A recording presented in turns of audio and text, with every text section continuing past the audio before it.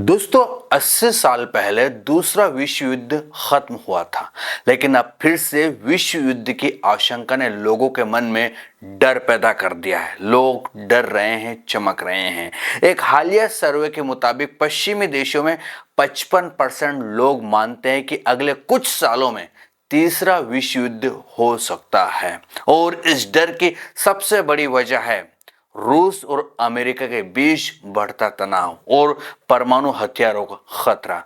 तो आइए इस गंभीर मुद्दे को तथ्यों के साथ समझने की कोशिश करते हैं। और ऐसी बात नहीं है कि रूस और अमेरिका ही भिड़े पड़े हैं। दरअसल दुनिया के अधिकांश देश आपको एक दूसरे से उलझे हुए नजर आएंगे। आप अगर नजर गड़ाओगे तो पता चलेगा कि मिडिल ईस्ट से लेके यूरोप भी कहीं ना कहीं कई सारी चीजों में उलझा हुआ आपको दिखेगा। तो हाल ही में यूगोव के एक सर्वे में खुलासा हुआ है कि अमेरिका और यूरोप के 55% लोग मानते हैं कि अगले 5 से 10 साल में तीसरा विश्व युद्ध हो सकता है। ये डर कोई नया नहीं है वैसे, लेकिन रूस यूक्रेन युद्ध, अमेरिका रूस तनाव और परमाणु हथियारों की बढ़ती चर्चा ने इसे और गहरा दिया है। दूसरा विश्व युद्ध 1945 में खत्म हुआ था और तब से दुनिया ने ऐसी अस्थिरता शायद देखी हो।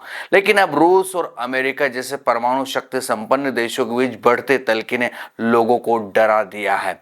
इस डर की जड़ में है रूस यूक्रेन युद्ध जो 2022 से चल रहा है। और ये युद्ध अब सिर्फ दो देशों तक सीमित नहीं रहा, बल्कि इसमें अमेरिका, नाटो और कई पश्चिमी देश शामिल हो चुके हैं। और हाल फिलहाल की घटना आपको पता ही होगा कि यूक्रेन ने रूस पर अटैक किया और उसके कुछ विमान नष्ट किए। ऐसे खबरें निकलकर सामने आ रही। तकरीबन 40 उसके जो विमान थे उनको टारगेट किया गया था, उनको नुकसान पहुंचा है। और रूस क्या कार्रवाई करेगा ये देखने वाली बात होगी। तो रूस के पूर्व राष्ट्रपति दिमित्री मेदवेदेव ने हाल ही में चेतावनी दी कि अगर नाटो या अमेरिका ने रूस पर हमला किया तो रूस परमाणु हथियारों का इस्तेमाल कर सकता है। जी हाँ, ये बयान वैश्विक स्थिरता के लिए एक बड़ा खतरा माना जा रहा है। वैसे रूस और अमेरिका के बीच तनाव कोई वैसे नई बात नहीं है। कई सालों से, कई दशकों से इनके बीच में तनाव है, तनातनी है। दिमागी युद्ध तो ये लड़ते ही रहते हैं। शीत युद्ध के समय से ही दोनों देश एक दूसरे को चुनौती देते आए हैं, लेकिन आज स्थिति पहले से कहीं ज्यादा खतरनाक है। Stockholm International Peace Research Institute की 2024 की रिपोर्ट के अनुसार रूस के पास 4380 और अमेरिका के पास 3708 परमाणु हथियार है। ये दोनों देश दुनिया के 90% परमाणु हथियारों के मालिक आप इन्हें मान सकते हैं। हाल ही में अमेरिका ने यूक्रेन को लंबी दूरी की ATACMS मिसाइलें दी है, जिनका इस्तेमाल यूक्रेन ने रूस के खिलाफ किया है। जवाब में रूस ने अपनी परमाणु नीति में बदलाव किया और कहा कि अगर कोई गैर परमाणु देश परमाणु शक्ति वाले देश के समर्थन से हमला करता है तो उसे संयुक्त हमला माना जाएगा। यानी कि इसका सीधा मतलब है कि रूस अमेरिका या नाटो के खिलाफ परमाणु हथियारों का इस्तेमाल करने की धमकी दे रहा है। रूस ने हाल ही में RS-24 यार्ड्स मिसाइल का परीक्षण किया जो 12,000 किलोमीटर की रेंज के साथ परमाणु हथियार ले जा सकती है। दूसरी ओर अमेरिका भी अपनी सैन्य तैनाती बढ़ा रहा है और नाटो देश रूस की सीमा के पास परमाणु हथियार तैनात कर रहे हैं। ये सब एक नए शीत युद्ध की आहट को वैसे कहीं ना कहीं दर्शाता है। और परमाणु हथियारों का खतरा आज दुनिया के सामने सबसे बड़ा संकट है। 1945 में अमेरिका ने जापान के हिरोशिमा और नागासाकी पर परमाणु बम गिराए थे, आप सभी को पता है, जिसने लाखों लोगों की जान ले ली थी। आज के परमाणु हथियार उस समय से कहीं ज्यादा विनाशकारी है और ऐसा बताया जाता है, जैसे कि गूगल पर जानकारी मौजूद है और कुछ बड़े बड़े जानकार लोग कहते हैं कि जो हिरोशिमा और नागासाकी पर परमाणु बम गिराए थे, जो अटैक किया था अमेरिका ने, उसका इफेक्ट आज भी वहाँ देखा जाता है। जो वहाँ बच्चे पैदा होते हैं वो रोग ग्रसित होते हैं, लंगड़े होते हैं, या फिर दरअसल आँख की रोशनी से इफेक्ट रहते हैं। यानी कि कहीं ना कहीं प्रॉब्लम अभी भी है वहाँ पर। क्यों है? क्योंकि उसका इफेक्ट जो उन्होंने गिराए थे बम, उनका इफेक्ट आज भी वहां पर है, ऐसी जानकारियां मिलती है। खैर, अगर रूस और अमेरिका के बीच परमाणु युद्ध हुआ तो नेचर फूड की एक स्टडी के मुताबिक ये न केवल रेडिएशन और विस्फोट से तबाही मचाएगा बल्कि वैश्विक खाद्य आपूर्ति को भी बाधित करेगा, जिससे 7 अरब लोग भूखमरी का शिकार हो सकते हैं।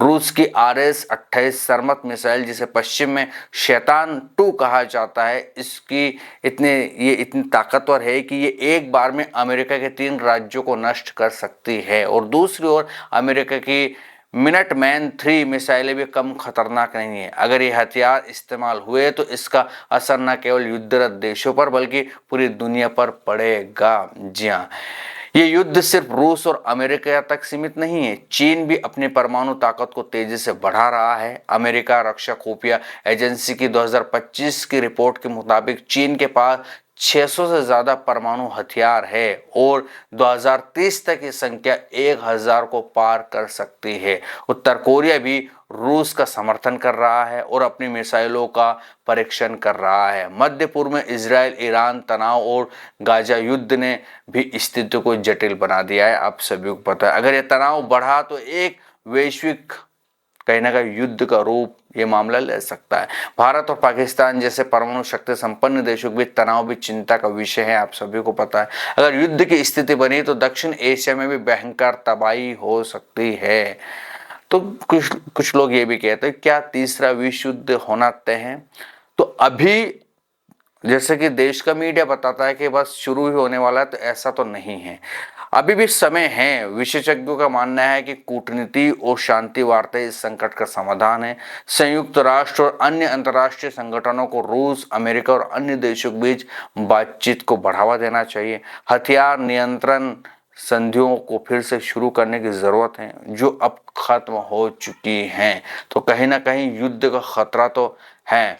जिस तरह से पूरी दुनिया का माहौल गर्म हम देख रहे हैं, चाहे आप ईरान, इराक, अफगानिस्तान, ये जितने भी यानी कि अधिकांश देश, मैंने अपने वीडियो में कई बार कहा है, वो बस युद्ध के मुहाने पर ही खड़े हैं। और इस धरती पर इतने सारे हथियार बना लिए गए हैं, इतने सारे बम तैयार कर लिए गए हैं कि पूरी धरती को कम से कम 50 बार शायद खत्म करने की ताकत देश जिनके पास हथियार है वो रखते हैं। तो हम कहीं ना कहीं बारूद के ढेर पर बैठे हैं। आप ये यकीन मान के चलिए, पता नहीं कब किसी को सनक आ जाए और वो परमाणु हथियारों से हमला करना शुरू कर दे, और परमाणु हथियारों से हमला मनुष्य जाति का नाश कर देगा। इससे ज्यादा कुछ नहीं। इस पर आपका क्या कहना है? क्योंकि आप बताइए कौन सा देश बिल्कुल प्रेम भाव से आपको दिखाई देता होगा? सब एक दूसरे को कहीं ना कहीं नीचा दिखाने के लिए एक दूसरे को कहीं ना कहीं टारगेट कर रहे हैं।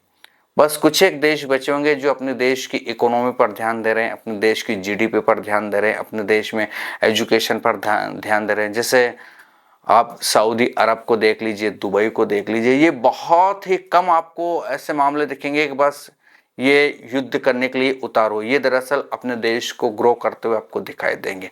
बाकी और भी कुछ एक देश है, बाकी जो बड़े बड़े मुल्क है, ताकतवर मुल्क है, जो हथियारों से लैस है, वो तो बस लड़ने भिड़ने पर ही उतारू दिखाई दे रहे हैं। इस पर आपका क्या कहना है मुझे कमेंट सेक्शन में जरूर बताइएगा। ये था वीडियो, कैसा लगा ये भी बताएं। जानकारी अगर ठीक ठाक लगती हो तो हमारे चैनल को सब्सक्राइब कीजिएगा, वीडियो को लाइक कीजिएगा और शेयर कीजिएगा। फिर मिलेंगे किसी दूसरे वीडियो में, तब तक के लिए आपके दोस्त को दीजिए इजाजत। नमस्कार।